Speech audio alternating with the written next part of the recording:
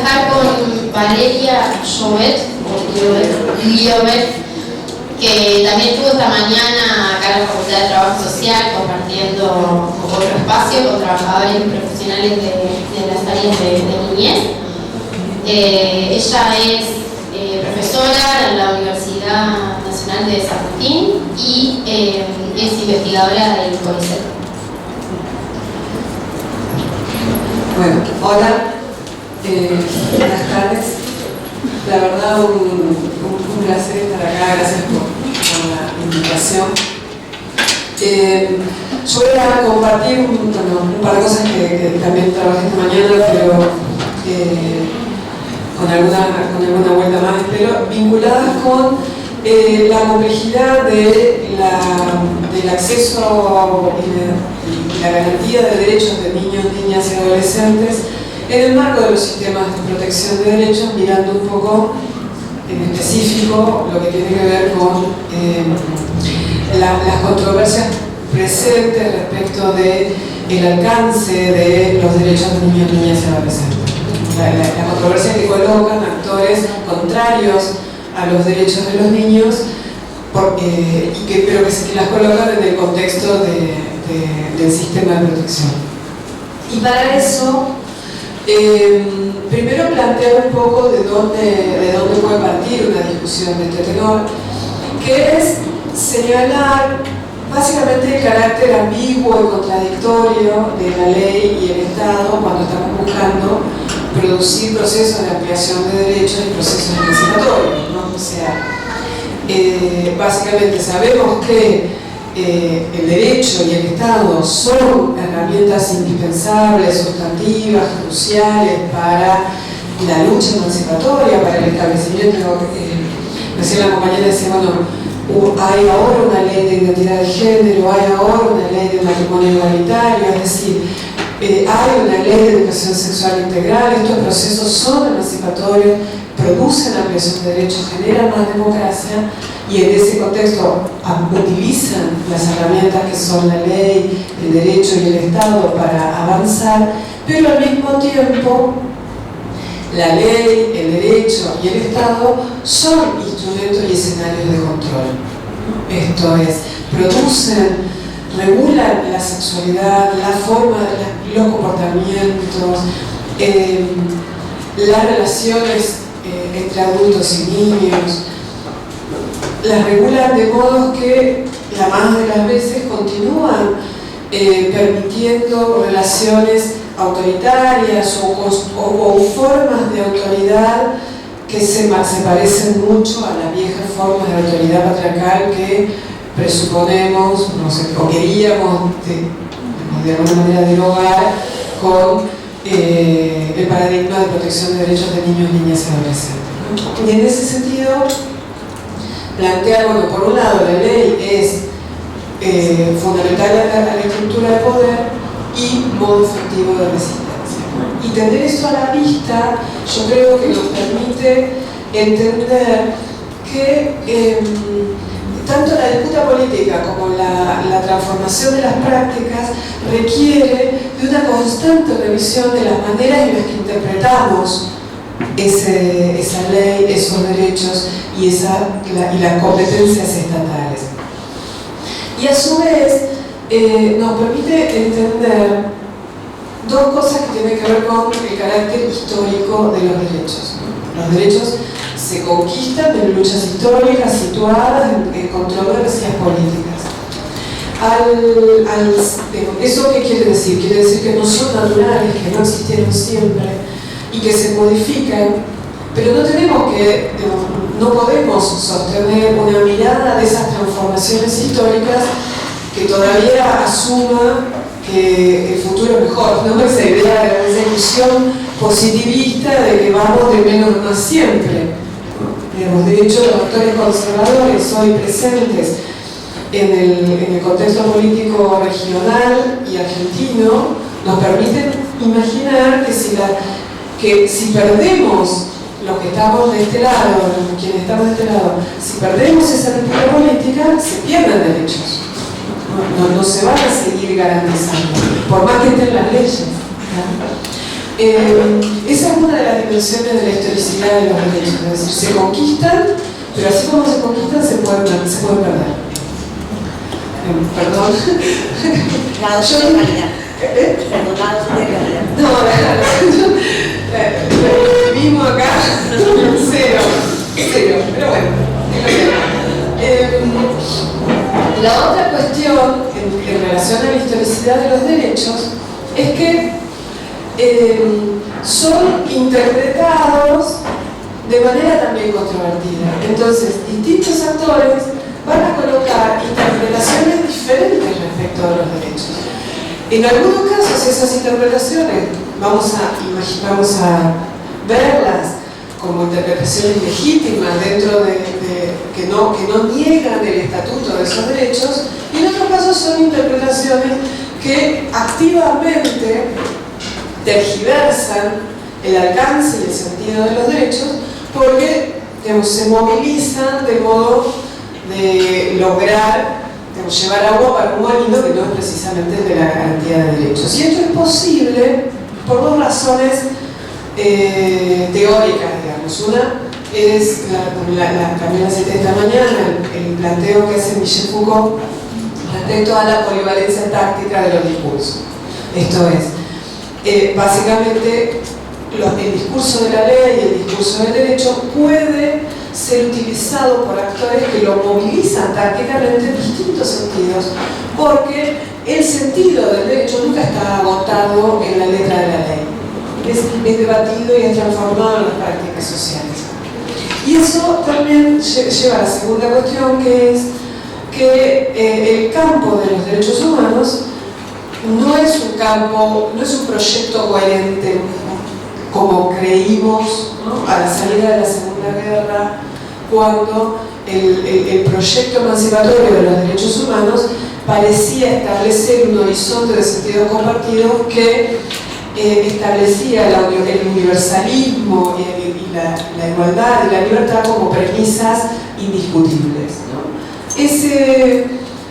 Ese proyecto emancipatorio que se veía como consistente probó ser más vale inherentemente contradictorio en tanto se implementa en relaciones internacionales entre países que están colocados en distintas posiciones de poder, se encabalga en relaciones que fueron coloniales, se encabalga en relaciones coloniales, se vincula con la producción de deuda externa y con la producción de controles entre países poderosos y países menos poderosos, y en ese sentido básicamente uno puede encontrar ahí la contradicción interna del proyecto de los derechos humanos cuando se establece como marcos normativos, marcos regulatorios.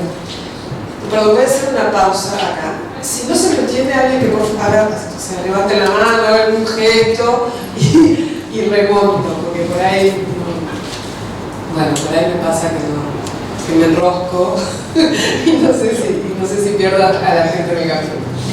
Entonces, planteado esto, o sea, planteado el marco en el cual pensar los derechos, ese marco histórico y político controvertido, pensar un poco, bueno, cómo se traduce ese marco de los derechos, en particular cuando miramos a la niñez, en las instituciones que lo tienen que proteger, ¿no? Y ahí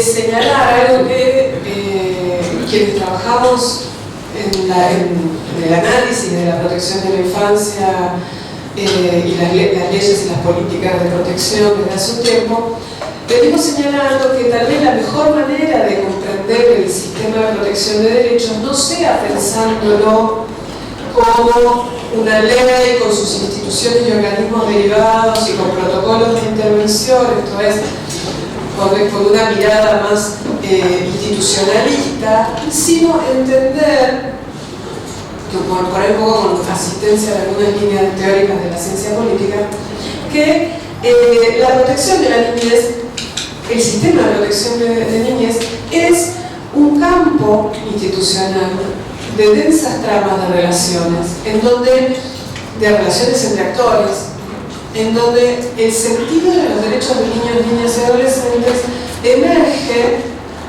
de esa trama de actores. Hoy a la mañana ponía un ejemplo que me parece suficientemente práctico como para darlo de nuevo, perdón a las personas que estaban hoy, que lo escucharon, lo van a volver a escuchar. Una tiene a lo sumo una idea en la vida, lo lamento. Que es pensar que, si se acuerdan, cuando quienes están en el campo, en ese campo trabajando, el proceso entre la sanción de la Convención de Derechos del Niño, su inscripción en la reforma constitucional en el 94, ¿no? Digo, 1989, 1990, suscripción en Argentina, 1994, incorporación a la Constitución Nacional, 2005, Ley de Protección de Derechos Nacional. En todo ese proceso, una de las disputas sustantivas para establecer el sistema era entre los organismos del Poder Ejecutivo, los recientemente creados organismos del Poder Ejecutivo y el Poder Judicial, ¿no? Y entonces, la gran disputa es qué significa proteger los derechos de los niños, cómo se debe hacer, quién lo tiene que hacer, con qué tipo de instrumentos, era la disputa entre su señoría el juez y el director o la directora de niñez, que se la pasaban en realidad en una pelea por competencias institucionales, por la definición de esas competencias y por establecer la jerarquía relativa entre ambos tipos de organismos, ¿no? Y lo que sucedía con la protección de los niños era lo que se derivaba de esa disputa. Entonces, esa forma de mirarlo es la que señala, bueno, los derechos de niños, niñas y adolescentes son lo que emerge de esa trama de relaciones entre actores concretos. Entonces, si nuestro sistema de protección de derechos está lleno de actores conservadores, ya sea las organizaciones eclesiales o laicas, pero vinculadas con algún tipo de iglesia, que proveen servicios sustantivos por ejemplo, para el cuidado para el acogimiento familiar. El proceso de acogimiento se hace en casi todo el país con organizaciones vinculadas a la Iglesia Católica o a alguna iglesia evangélica, y las familias que acogen a niños y niñas son familias que están activamente vinculadas a la iglesia. Sí, hoy decía en la mañana, sí, el servicio si el comité de ética del Hospital Materno Infantil está presidido por militantes antiderechos. Sí, el servicio de tocoginecología o de ginecología y obstetricia tiene un jefe o una jefa antiderechos, digo. Sí, el juez de familia es un activo feligrés de una iglesia. Todos esos actores son actores que van a definir los límites de los derechos. Y entonces los derechos de los niños van a surgir de las prácticas de esos actores. Con lo cual, es allí, en ese contexto de la institucionalidad concreta del sistema de protección, donde vamos a tener que ir a dar una gran batalla informadas por las previsiones de la ley, que en efecto son previsiones que en tal caso nos van a amparar, para disputar el alcance de los derechos sexuales y reproductivos de niñez y adolescentes en cada una de estas provincias. ¿Por qué? Bueno, porque además estos actores que están procurando dar alrededor de la protección de la niñez una batalla en contra de los derechos sexuales y reproductivos de las mujeres, movilizan interpretaciones particulares respecto del interés superior del niño, respecto de los derechos de niños, niñas y adolescentes, y respecto de la Convención Internacional de Derechos de Niños, Niñas y Adolescentes. Son herramientas que están utilizando, como dije antes, a partir de la polivalencia, de ejercer de sacarle jugo al carácter político de esa polivalencia táctica discursiva, y es por eso porque opera.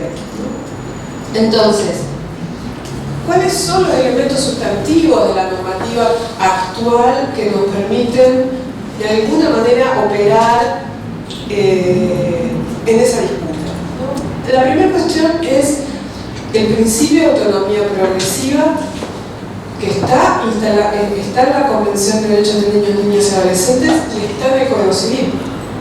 Entonces, nuestra normativa, nuestra jurisprudencia establece el principio de autonomía progresiva. De acuerdo a ese principio, la interpretación del legislador, como dicen los abogados, ¿no? La interpretación de quienes lo escribieron, la interpretación derivada de la intención de quienes lo escribieron, indica que a partir de los 16 años las personas tienen que ser tratadas como mayores de edad en todo lo que refiere a su salud. Esto es, a partir de los 16 años, ningún adolescente requiere la compañía de un mayor para ninguna práctica. Son personas mayores de edad. Entre los 13 y los 16 pueden decidir sin autorización de ningún mayor para tratamientos no invasivos. Y acá, como dice Carlucci, la definición, la idea de tratamiento no invasivo es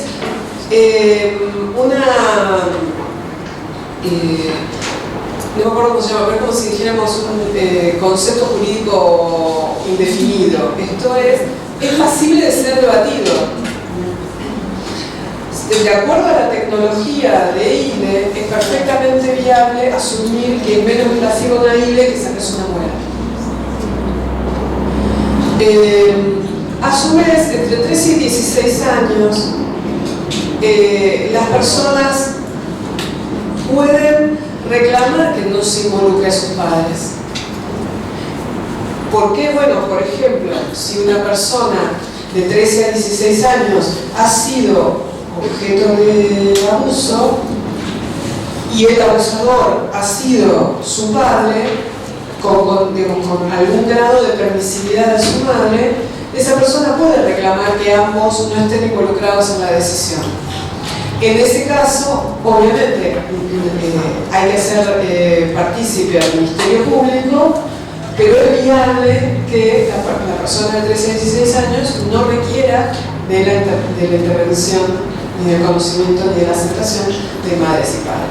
Lo que sucede hasta los 13 años es obviamente algo que va a conversar Milena, pero en principio lo que tenemos que tener a la vista es que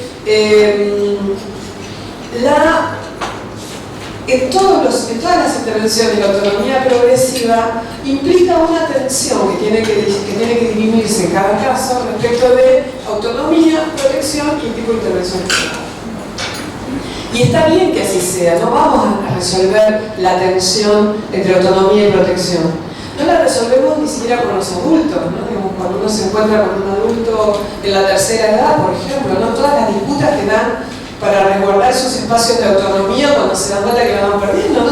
Y la protección a veces es hiperinvasiva. Bueno, esa tensión está bien que esté ahí, no la vamos a resolver a priori, hay que resolverla en el caso por caso.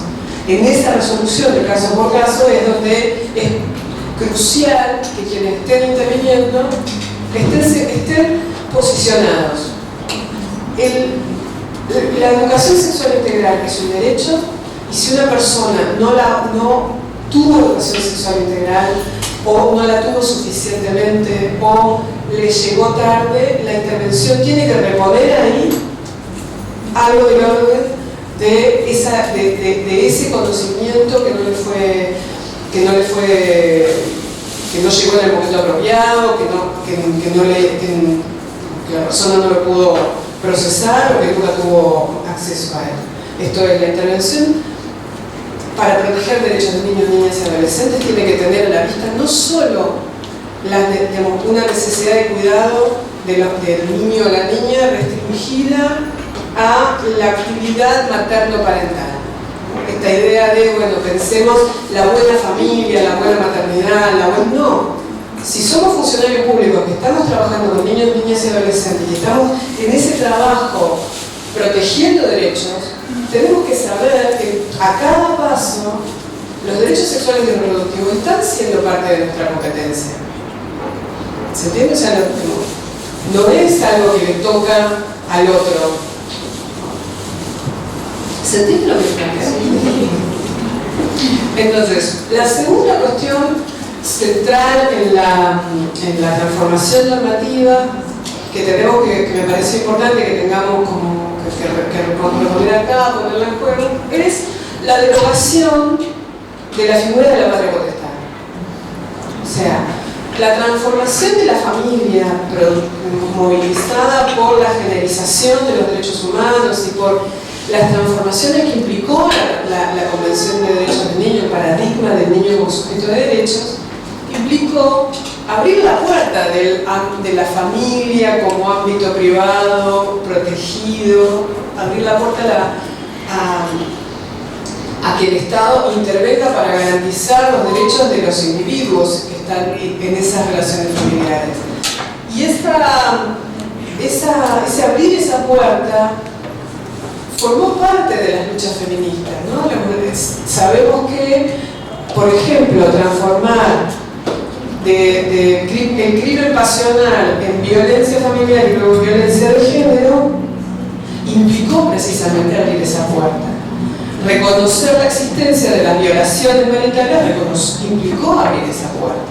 Entonces, sabemos que una importante disputa en pos de la democratización de las familias y del reconocimiento de las formas de sometimiento y subordinación que implicaba la familia cerrada sobre sí misma, construida alrededor de la autoridad patriarcal. Bueno, eso fue objeto de disputa, de lucha y fue objetivo central para la ampliación de derechos y se consagra en la reforma del Código Civil del 2015 a partir de derogar la forma patria potestad y en su lugar plantear la responsabilidad parental. Y esa responsabilidad parental se tiene que combinar, o sea, está limitada por tres dimensiones de los derechos de niños, niñas y adolescentes, que es la idea de interés superior, controvertida idea, disputada, pero en principio, básicamente, madres y padres no pueden imponer su voluntad al niño cuando esa voluntad implica restringir derechos de las personas menores de edad. Está limitada por la autonomía progresiva, por el concepto de autonomía progresiva. A mayor autonomía, menor capacidad de representación de los padres respecto de la voz del niño. De hecho, a partir de los 13 años, niños, niñas, las niñas tienen derecho a un abogado propio, que o sea, se los considera en una controversia familiar un tercer partido, no son de la mamá o del papá. Y a su vez la responsabilidad parental está limitada por el derecho del niño a ser oído y a que su opinión sea tenida en cuenta. En ese sentido, cuestiones como, por ejemplo, mudarse de ciudad o de país pueden ser debatidas si el niño se opone, no es que hay que hacer lo que diga el niño, lo que hay que hacer es dirimir esa cuestión incluyendo la posición del niño respecto del destino de esa familia. Esto lo traigo especialmente porque, bueno, seguramente resuena en relación con este movimiento originalmente peruano de Con mis hijos no, que debate la pertinencia de la educación sexual integral, tergiversando lo que significa la educación sexual integral, obviamente, pero además reclamando el derecho de la patria potestad, ¿no? Básicamente lo que están haciendo es amparándose en una figura legal que ya no existe. O sea, el derecho que reclaman no tiene existencia jurídica desde hace 4 años. Bueno, básicamente toda Me deben estar odiando. Perdonen, lo saco rápidamente. Básicamente el artículo del Código Civil en el que se establecen las características del cuidado del propio cuerpo, ¿no? Y lo que indica, bueno, cómo se tiene que interpretar la autonomía progresiva en relación al cuidado del propio cuerpo. Este artículo, lo pueden buscar. Hay además 3 observaciones generales del Comité de los Derechos del Niño que aluden a esta materia, que son la observación general número 4, la número 12 y la número 15, que son básicamente las observaciones generales. Lo que hacen es ir, digamos, especificando y actualizando la interpretación que tiene que darse a la Convención en temas específicos, ¿no? Básicamente es todo el cuadro normativo internacional y nacional que nos permite plantear el acceso a la ILE para personas gestantes de menores de edad. Y para ir terminando, lo que quisiera señalar es que estamos advertidos de ello, todos acá seguramente, pero bueno, los derechos de niños, niñas y adolescentes históricamente han sido un campo estratégico para la disputa por el control de los cuerpos y de la sexualidad de las mujeres, por el control de la moralidad de las mujeres, por el control de la familia. Pero la particularidad del momento contemporáneo es que muchos de los actores conservadores con más poder de fuego, es decir, con más poder para intervenir en el campo público, utilizan tanto el lenguaje de los derechos de niños, niñas y adolescentes para construir sus posiciones, como están, como dije al principio, ubicados estratégicamente en el sistema de protección de derechos de niños, niñas y adolescentes. Entonces, por un lado, eso, ¿no? Están posicionados en el sistema, tienen capacidad de intervención a partir de estar en el sistema. A su vez, sus interpretaciones que movilizan ideas de la protección del derecho de la niñez, digo, por ejemplo, solicitan que se protejan los derechos del niño por nacer, y con eso intervienen impidiendo que se haga una interrupción legal del embarazo en niñas que dejan de ser niñas por en su intervención. Esas niñas dejan de tener derechos, el único que tiene derechos es el supuesto niño por nacer. Cuando desde el 2009, 2008 creo que hay esporádicas intervenciones de asesores tutelares que interponen medidas para que niñas que podrían acceder a la interrupción legal del embarazo no lo hagan, porque ellos están protegiendo los derechos del feto. Pero lo que quiero señalar es que en esa estrategia que están desplegando hacen uso selectivo de los derechos de niños, niñas y adolescentes, que tiene que ver con omitir, por un lado, la autonomía progresiva, el criterio de autonomía progresiva, por otro, el criterio de progresividad y conflicto entre derechos que emana de la Convención de Viena. O sea, básicamente todo lo que todos los principios interpretativos del marco de derechos humanos que se consolida en la Convención de Viena, que es la controversia entre sujetos de derechos y entre derechos, y el carácter no absoluto y progresivo de los derechos humanos, el hecho de que ni siquiera el derecho a la vida es absoluto, que fue suscrito en la Convención de Viena de 1993, todo ese cuadro normativo, todo ese cuadro interpretativo estaba completamente omitido en las posiciones de los sujetos antiderechos. Esas posiciones además reubican a las niñas en relaciones tutelares, y las dos últimas cuestiones me parece llamativo y para tener en cuenta, para afinar nuestras formas de construir los argumentos. Los grupos antiderechos toman las críticas feministas de países tercermundistas y las críticas también tercermundistas a la Convención de Derechos del Niño, la idea del niño universal, ¿no? Como niño occidental, la idea de los activismos noroccidentales del feminismo blanco, que construía la sexualidad de las mujeres tercermundistas como una sexualidad problemática,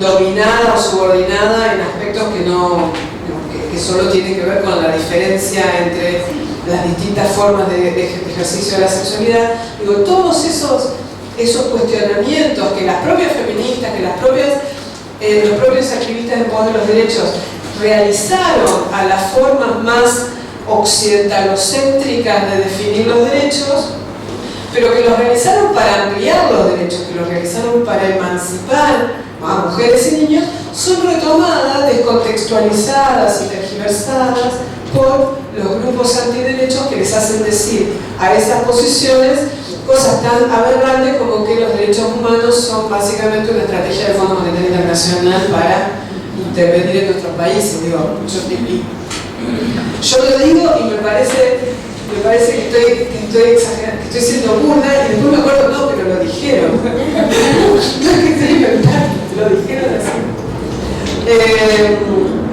Bueno, entonces, y con esto termino. Sí, estos actores antiderechos, de todas maneras, están dando sus disputas en el terreno de los derechos. Y están, vienen como convidados de piedra a usufructuar ese terreno que el activismo vino construyendo activamente desde la década del 70, ¿no? como el espacio donde lograr la emancipación de las mujeres, donde lograr la emancipación de los niños, donde lograr una democratización de la familia, donde lograr una visibilización respetuosa de las identidades sexuales no heterosexuales, desde donde construir una crítica al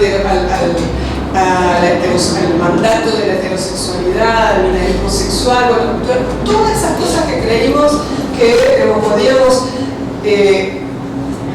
construir en el espacio de los procesos de ampliación de derechos, usando los derechos como esa herramienta emancipatoria, porque ahí no venían. Bueno, ¿qué hacemos cuando nos encontramos que aquí vinieron? ¿Cómo sostenemos ese debate?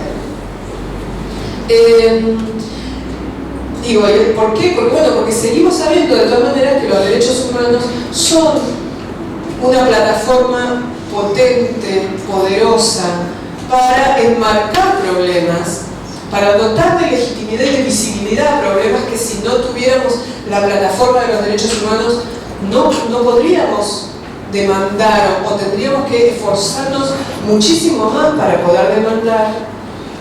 Y a su vez la plataforma de los derechos humanos permite crear coaliciones, permite construir actores colectivos, permite construir actores que disputan en el terreno público esas demandas. Entonces, sabiendo eso, bueno, yo quiero terminar colocando solamente dos preguntas. ¿Qué hacer en los contextos en que actores que participan del debate público no respetan las reglas de la democracia deliberativa?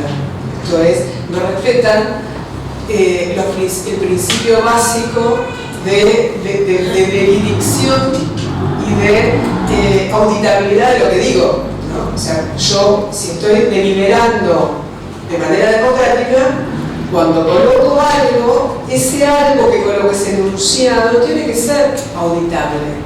Entonces, si alguien me dice, no, esto falla lógicamente por A y B, yo no puedo ir a Z, ¿no? Si estoy participando de buena ley, digamos, en el debate. Entonces, si estos actores no respetan esas reglas de la democracia deliberativa y además colonizan el discurso de los derechos con sentidos estratégicos que van contra los derechos, y además despliegan batallas en un terreno moral indecidible, ¿no? Cuando el año pasado públicamente decíamos, no estamos debatiendo sobre si el aborto está bien o está mal. Estamos debatiendo sobre reconocer la existencia del aborto y regularlo o negarlo, ¿no? Entonces, bueno, pero ¿cómo hacemos para dar esa batalla cuando esos actores están colonizando este terreno de disputa y, como diríamos en el barrio, vinieron a pudrirla? Y además, si procuramos dar las batallas por la emancipación y la democratización en ese terreno de los derechos humanos, ¿qué pasa con los propios derechos que ya dijimos son históricos, se transforman en la disputa y la interpretación de los actores? ¿Qué pasa cuando ese mismo terreno es ocupado por fuerzas que antes los deslegitimaban como territorio de ellos? ¿Cómo hacemos?